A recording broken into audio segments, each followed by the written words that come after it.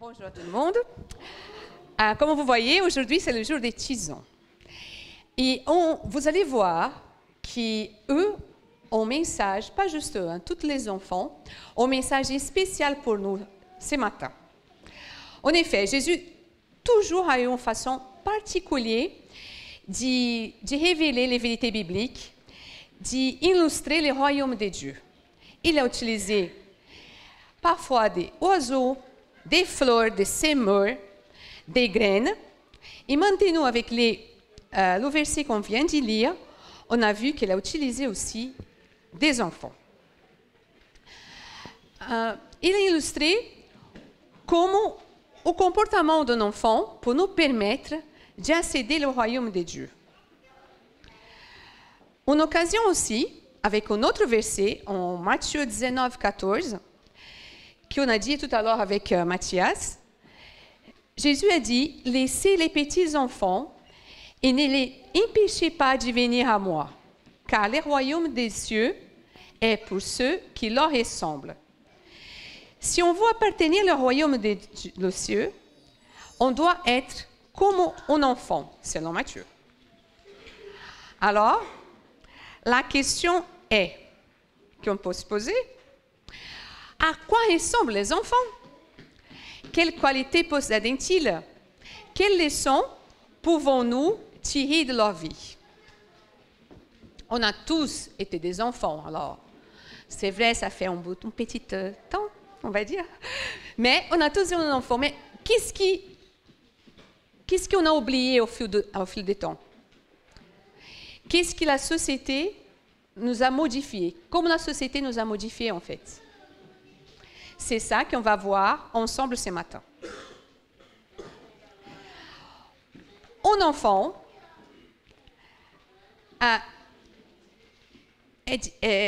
pardonne plus facilement qu'un adulte, non? Comme on voit dans les petits cadres là, c'est anecdotique, mais c'est vrai qu'un enfant pardonne plus facilement. Autant que quand il se bagarre à l'école ou dans la cour de récréation ou même dans les parcs, les mamans, les parents ne regardent même pas. Parce qu'ils savent que d'ici 2 minutes, ils vont faire la paix. Ils vont être déjà en train de jouer avec les mêmes jouets. Par contre, les adultes, ils mordent leur langue. Ils restent avec cette rancœur dans le cœur pendant plusieurs années. On a plus de difficultés à pardonner quelqu'un.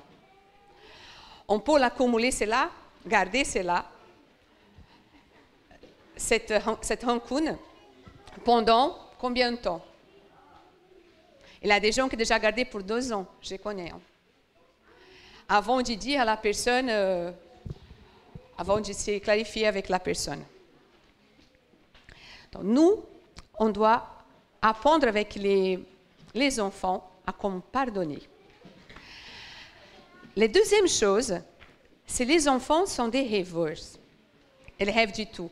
Si on les demande qu'est-ce que tu vas être quand tu vas grandir, ils peuvent vous dire astronaute, médecin, ou tout en même temps. Hein. Je vais avoir un magasin de chiens, ou je vais être commerçant, ou je vais être inventeur. Ils peuvent être tout. Pour eux, n'a pas de limite. Je connais un enfant de mon entourage qui, jusqu'à 3 ans, vécut dans un village des dragons. On pouvait parler avec lui et discuter un bon moment sur son village. Il avait tout. Il pouvait dire dans son village avec qui dragon il a volé dans la journée, avec qui il a joué, comment ils ont construit leur village. Il pouvait décrire chaque détail. Il vivait vraiment dans un village de dragons. Et ça, c'est-à-dire quoi? Un enfant rêve. Un enfant est créatif. On n'a pas de limite.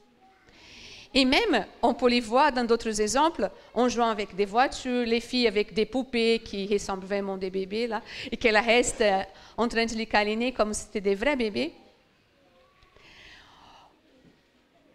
quel était notre dernier rêve en tant qu'adulte? Vous vous rappelez de votre rêve? Qui se rappelle de votre dernier rêve d'adulte? Personne ne se rappelle? Ah. Ouais. Ouais, c'est vrai qu'on rêve tout le temps d'avoir de l'argent. Hein. Bon, mais quand c'était notre dernier rêve d'être dans le royaume de Dieu, quand on a rêvé sur le retour de Jésus, ça fait beaucoup de temps qu'on a rêvé de ça, ou c'était hier? Pour nos enfants, le retour de Dieu, si on l'explique, hein, c'est le lit est imminent. Et ils rêvent de ça tous les jours. Autant qu'on a déjà discuté plusieurs fois dans la classe de notre classe, l'école du sabbat, qu'est-ce qui empêche de Jésus venir? On a discuté, il ne fait pas beaucoup de temps. Si on regarde de Matthieu 24, on est dans les périodes. Qu'est-ce qui empêche? Les enfants rêvent de le retour de Jésus. Et nous? Question à se poser. La prochaine qualité des enfants, c'est la pureté. Oui. Un enfant, j'aimais beaucoup cette phrase, c'est pour ça que je l'ai mis. Un enfant est un être doué d'une pureté absolue et ne connaît ni religion, ni racisme, ni tribalisme. C'est le milieu qui les transforme. Les garçons et les filles qui servent à Christ, ils sont purs de cœur, ils sont innocents, ils sont sensibles à les histoires bibliques. Si on les raconte, ils nous demandent des détails, parce qu'ils vivent vraiment ce qu'on les raconte.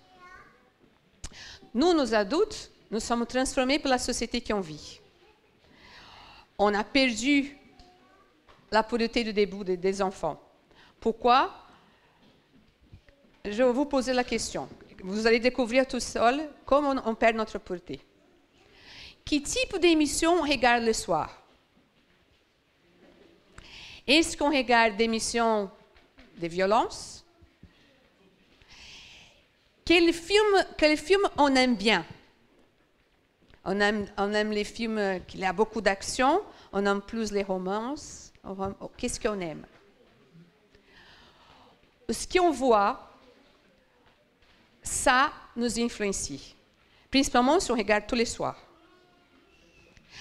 Chaque chose qu'on fait souvent change et adapte notre caractère, d'une façon ou de l'autre. On peut dire, oh non, tu exagères là, hein. Je regarde ça, mais je ne veux pas tuer mon voisin. Non, c'est vrai, tu ne vas pas tuer ton voisin. Par contre, tu vas banaliser la violence. Donc, du coup, pour toi, si lire dans le journal que quelqu'un a tué son voisin, ça va être normal, parce qu'on a banalisé, ça fait partie de notre quotidien. C'est comme ça qu'on perd notre pureté. Et après, on commence à voir des mal partout. On a peur de s'approcher des gens, on a plus peur de faire de l'évangélisation, de distribuer un livre. On ne sait pas la réaction des gens, qu'est-ce qu'il va me faire là? Il va me taper peut-être, il va m'agresser peut-être. Parce qu'on a perdu notre pureté du début. Dans Matthieu 5,8, je pense que vous connaissez déjà, c'est pour ça que je vais vous lire, dit « Heureux ceux qui ont les cœurs purs, car ils verront à Dieu. » Notre prochaine qualité des enfants, qu'on va discuter aujourd'hui, c'est, prochaine slide s'il te plaît, c'est la joie. Les enfants sont heureux. Ah, ils y sont. Hein? Ils n'ont besoin pas beaucoup de choses pour faire la fête. S'ils sont en deux, là, s'ils sont tout seuls, ils s'ennuient, mais s'ils sont en deux, ça prend le feu. Et s'ils sont en plusieurs encore, waouh! On sait bien quand on va au camp, qu'est-ce que c'est un groupe de 50, 70 ans. Hein? Ça dépêche, ça. Et ils ont la pêche. Les enfants ne souffrent pas des nerfs. Ils ne savent pas si c'est une psychose ou une névrose, jusqu'à qui quelqu'un l'a prise. J'ai lu quelque part qui, dans une église évangélique à New York, ils ont payé 5 experts, y compris des psychologues et des psychiatres, pour combattre les problèmes des comportements de ses membres. C'est grave quand même, hein? Un enfant, il pleure. Il crie même, mais ça ne dure pas beaucoup de temps, à part s'il souffre. Mais j'ai déjà entendu parler d'une femme qui a pleuré 3 jours de suite puisqu'un voleur a piqué ses bijoux. Donc, vous voyez la différence? On peut souffrir pour de différentes raisons et garder cela dans notre corps pour beaucoup de temps. La Bible nous dit, car la colère dure un instant, mais sa grâce toute la vie.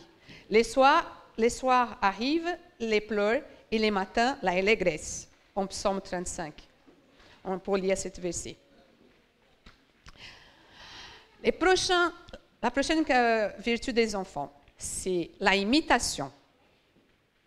On a tous vu des garçons et des filles à la maison, même si on n'a pas des enfants, mais on est oncle et tante.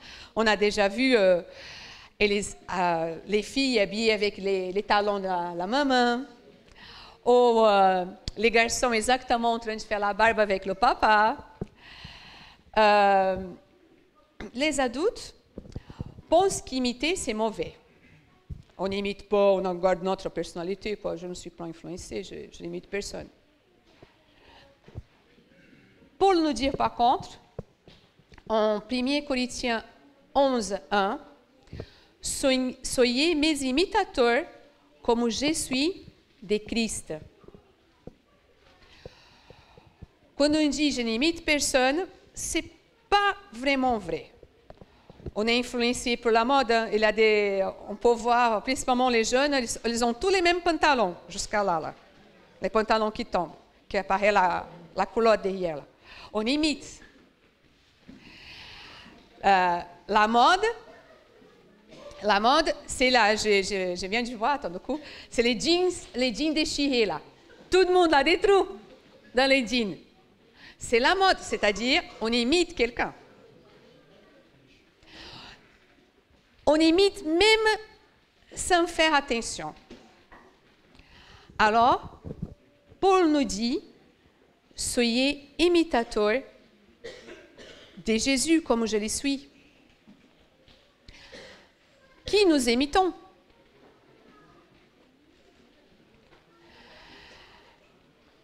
La prochaine vertu des enfants, c'est la confiance.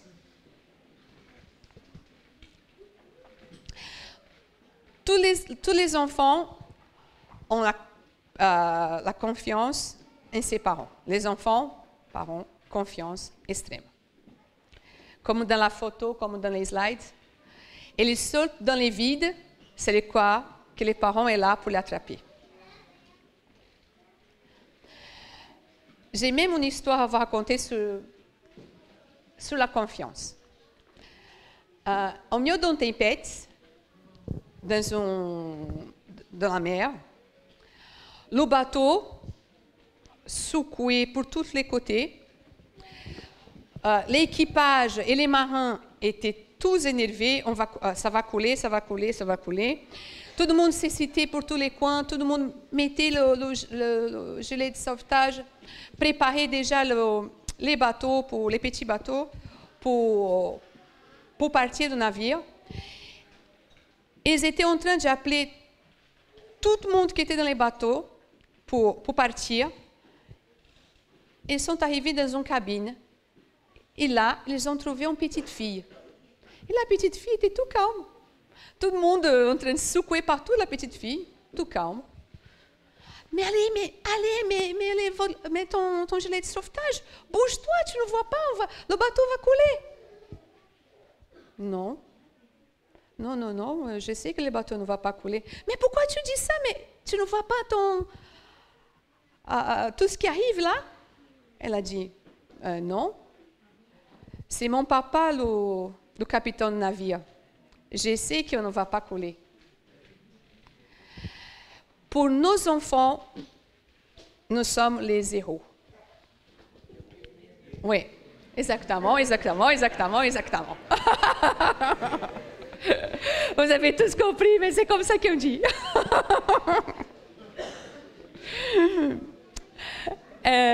Exactement, je ne vais même pas répéter. Nous sommes, pour nos enfants, nous sommes héros. Et pour Dieu, c'est notre Dieu, c'est notre héros. Jésus, c'est notre héros. J'ai parlé correctement. Ouf.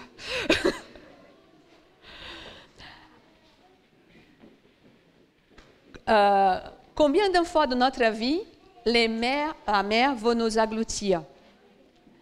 Et à qui nous demandons d'aide? On demande d'aide à notre expérience, on demande d'aide à Dieu. Confiance. C'est la vertu des enfants. La prochaine qualité, c'est la sincérité. Je pense que tout le monde a une anecdote des enfants sur la sincérité. Hein. Tout le monde l'a une.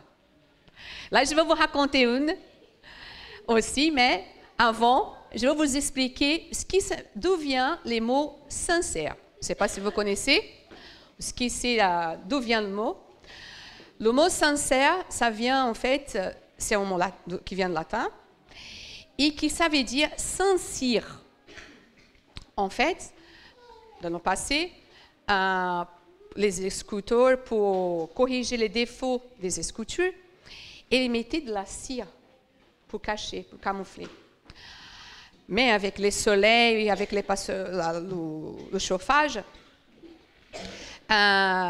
les statues coulées, la cire coulée, ils ont voyé les défauts des escultures.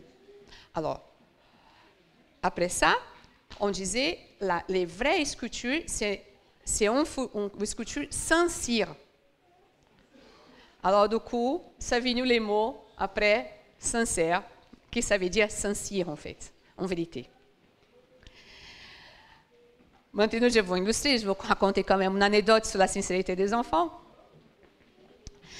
Un père qui va au restaurant, et il demande un plat. Il mange bien, hein? Tout le monde de la famille mange bien. Mais il reste un peu de nourriture. Alors, il veut amener la nourriture à la maison, mais il est un peu gêné, en fait. On ne fait pas trop ça et tout. Donc, il dit, vous pouvez mettre le reste de la nourriture dans un paquet pour mon chien? Et là, l'enfant qui est à côté, on va voir un chien! Il commence à crier dans tous les restaurants, ouais, on va voir un chien! Parce que c'est ton rêve le plus précieux et que son papa disait toujours non, mais là, il vient de dire, on va voir la nourriture pour les chiens. Bon, on a tous des petites histoires sur les enfants, sur la sincérité des enfants. Les enfants sont sincères, ils n'ont pas honte de dire la vérité. Ils n'utilisent pas la diplomatie ou les politiques. Ils disent qu'ils sont. Mais nous, on se réfugie dans le bon-être. Je ne veux pas dire non, ça ne se fait pas. Et on ne démontre pas vraiment ce qu'il y a dans notre cœur. La prochaine caractéristique des enfants, la humilité. Un enfant, même si c'est un enfant des rois, s'il est dans un parc, il n'a pas de barrière. Il joue avec tous les enfants. Pour lui, ils sont tous pareils. Chaque enfant, à la naissance, il a une page blanche, il a une page vierge. C'est nous qui les modelons, en fait, suite à la société, ou les parents, suite à ses valeurs. Et après, l'enfant modé avec les préjugés, des présomptions, des préjugés, et devient un adulte, une personne froide et superficielle. C'est la société et les milieux où elle vit qui la changent. La humilité, c'était une principale leçon que Jésus voulait enseigner à ses disciples. Il y avait la discorde entre eux parce que chacun voulait être le plus grand dans les royaumes, parce qu'il imaginait que Jésus allait faire un royaume terrestre. Et Jésus l'a expliqué, la humilité en lavant les pieds et lui montrant que le plus grand sera le plus petit. Il va être le plus petit. La prochaine caractéristique des enfants, c'est la curiosité. Un enfant est curieux, vraiment curieux. Et là, je peux vous dire ce que je parle.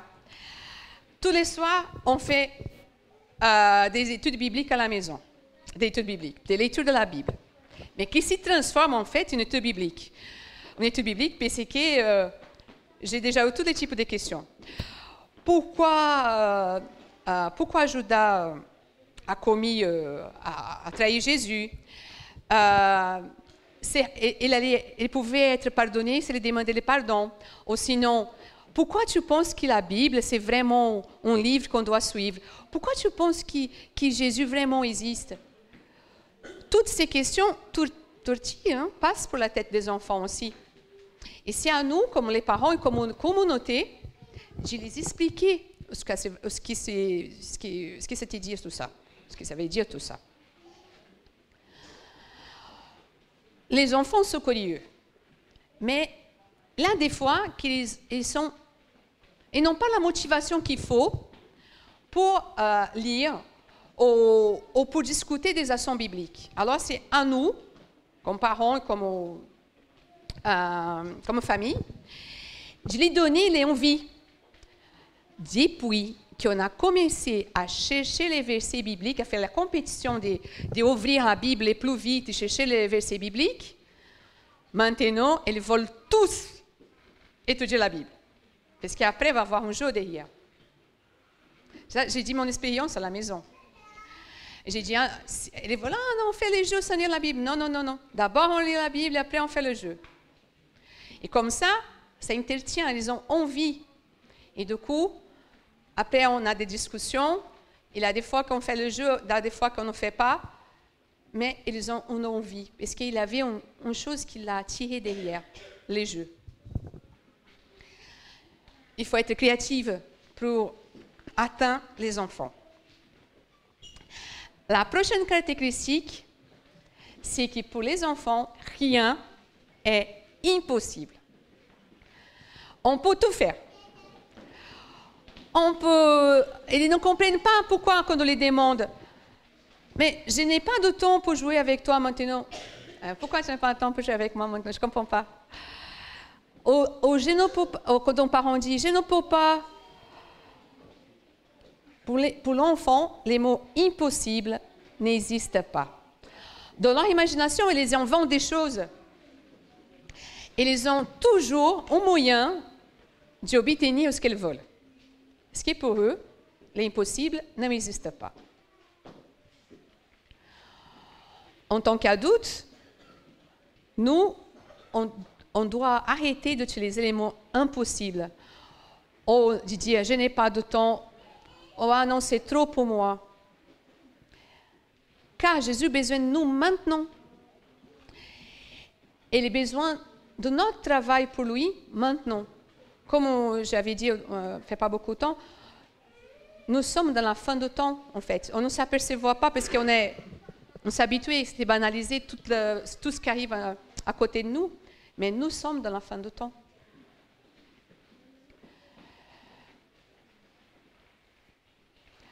En Matthieu 19, 26, je voudrais que quelqu'un lit pour moi, s'il te plaît. Matthieu 19, 26. À Dieu, tout est possible.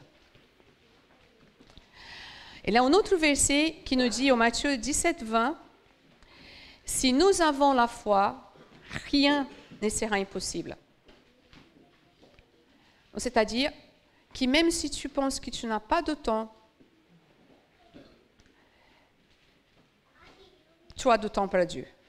Parce que si tu as la foi, le temps va apparaître. Tu vas faire du temps.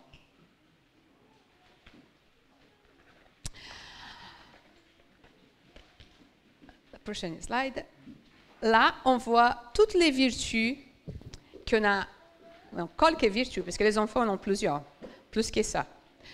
On a vu quelques vertus, les pardons, les rêves, la pureté, la joie, l'imitation, la confiance, la sincérité, la humilité, la curiosité et la certitude que rien n'est impossible sans les vertus des enfants. Là, les enfants, les étudiants, nous ont donné la clé pour les royaumes. Nous devrions alors être comme les enfants, être humbles pour les demander la puissance de l'Esprit Saint pour qu'il lui puisse transformer notre être totalement et qu'on soit dépendant de lui. Maintenant, j'appelle les étudiants qui vont vous faire une petite présentation. Faites attention à leurs paroles, puisqu'ils ont une requête à vous demander, à vous proposer. Vous me voyez souriant, jouant, vous me voyez blessé, disputant. Vous me voyez dans les maisons, les écoles, au centre commercial. Nous sommes vos enfants. L'appel du nom continue à éloigner l'influence de nos familles et de l'Église. Chaque jour est plus difficile pour nous d'entendre le message de l'amour de Dieu. Aujourd'hui, c'est le moment de l'Église. Nous n'avons pas besoin d'un autre programme. Nous n'avons pas besoin de l'Église. Nous avons besoin d'une Église qui va nous enseigner, nous inclure dans la famille de Dieu. Grâce à une grande variété de moyens et de méthodes, nous voulons et avons besoin d'une occasion de servir les autres. D'une manière qui correspond à notre capacité intellectuelle. Nous pouvons servir de diverses manières. Nous pouvons prier pour les autres et aider les autres à sentir qu'ils sont importants. Nous pouvons apprendre à faire notre part. Nous pouvons même aider à prendre des décisions. Nous sommes des disciples en formation et non des disciples en attente. S'il vous plaît, ne nous sous-estimez pas. Nous sommes les vies d'aujourd'hui, les vies du futur. Mais vous risquez de nous perdre. En fait, vous nous perdez déjà. Vous nous perdez déjà. Vous nous perdez. Vous nous perdez.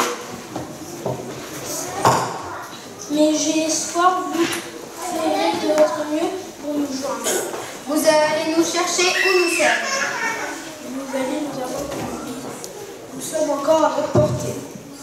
Vous pouvez aider à changer nos vies et à venir de l'Église. S'il vous plaît, prenez le temps de partager le Christ avec nous. Dans 10 ans, j'aurai 21 ans. Dans 10 ans, j'aurai 18 ans. Dans 10 ans, j'aurai 18 ans. Dans 10 ans, j'aurai 18 ans. Et la question est... Dans 10 ans, vous aurez fait la différence? Vous aurez fait la différence? Oui, nous voulons non pas les cacher à nos enfants, mais répéter à la génération qui suit les motifs qu'ils ont de louer le Seigneur, sa puissance et les merveilles qu'il a fait. Ce psaume 78, 4. Vous avez entendu, ils ont des talents, les enfants. Ils ont la volonté pour être l'Église d'aujourd'hui et de demain. Ils ont tous un GPS. Je ne sais pas si vous avez déjà vu dans leur uniforme. Ils ont un pins, comme celui-ci que j'ai, qui montre leurs dons, en fait. Il y a certains qui ont don pour la nature. Il y a d'autres qui ont des dons pour la coordination. Il y a d'autres qui ont des dons pour être la santé, pour travailler avec les infirmières. Ce GPS, qui c'est le groupe de partage service, a été fait de façon que les enfants puissent découvrir ce qu'ils peuvent donner à l'Église. Alors, maintenant, je vous demande aussi, père, mère, famille, responsable, dirigeants de l'Église, qu'est-ce qu'on peut faire pour l'inclure dans la vie de l'Église? Vous allez faire la différence dans la vie de ces enfants? Là, ils sont encore à notre portée. D'ici peu, ils ne seront plus. L'influence du monde est très forte. Ils peuvent sortir de l'église à qualquer moment. Notre travail est maintenant. Notre travail est de leur donner envie de rester, de leur montrer qu'ils sont utiles. Avec Jésus et l'aide de tous les clans, je choisis de faire notre mieux, de réaliser, de faire toujours de mon mieux.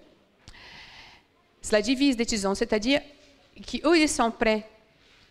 Et nous sommes prêts aussi pour l'accueillir dans le sein de l'Église, de les faire travailler, de lui montrer qu'ils sont utiles. Aide-moi, aide-les, aide-nous tous à faire la différence dans la vie.